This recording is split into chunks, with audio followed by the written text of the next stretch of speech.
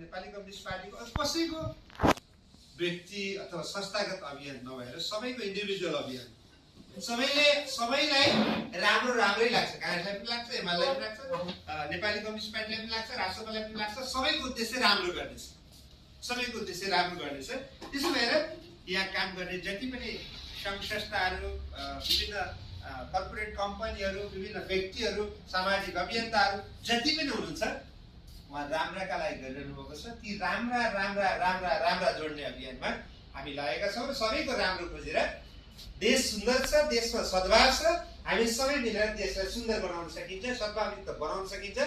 हामीले अब सामाजिक अभियानका साथ नेपाललाई सकारात्मक रूपान्तरणको बाटोमा लिएर जाउँ।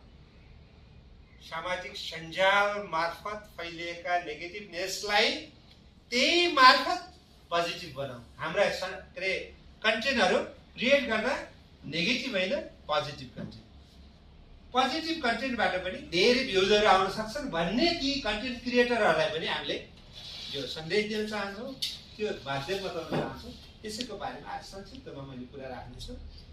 म अब आफ्नो विषयलाई सुरु गर्छु, हुन्छ हजुर? यसको अन्तमा केही साथीहरूको मैले अनुभव पनि सुन्दैछु। जस्तै मेरो बेलाको क्षेत्रमा अहिले सिङ्गो कोर्स डिजाइन गर्ने कुमार सर हुनुहुन्छ, उहाँले त्यहाँ पनि कुनै विषयहरू राख्नु भएको छ, पब्लिसिटी गरी त्यसलाई उहाँले कसरी प्रयोग गरिरहनु भएको छ। सोया म्याडम हुनुहुन्छ त्यही क्षेत्रमा काम गर्ने, पब्लिसिटी गऱ्यो भने मैले यसरी बुझेको छु भन्नुभएको छ। सबैको बुझाइ छ, त्यही अब सिधै उपभोक्ता महासङ्घमा पनि त्यो खालको बुझाइ छ। हिजो हाम्रो डेली साहबहरू चाहिँ आफ्नो सङ्गठनमा काम गर्दा पनि हामी त्यहाँ पनि ओरिएन्टेसन गर्थ्यौँ, त्यो बेला गरिरहेको थियौँ। सेक्युरिटीको हाई लेभलको चाहिँ टिमलाई पनि हामी ओरिएन्टेसन गर्थ्यौँ त्यति बेला। उहाँहरूले पनि आफ्नो टिमलाई मोबिलाइज गर्दाखेरि एप्रिसिएट गरेर उहाँलाई एप्रिसिएसनको माध्यमबाट टिम मोबिलाइज गर्नुहुन्थ्यो।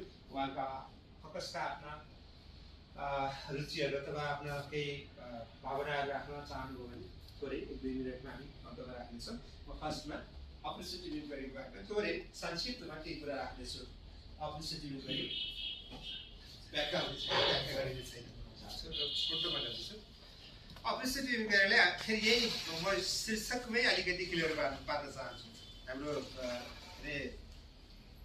डाक्टर साहबले लेख्दै त्यहाँ त्यो उहाँको म्यानुअल बुक हेरेको थिएँ मैले, हेर्दा त्यहाँ प्रशंसनीय सोधखोज भनेर लेख्नु भएको छ।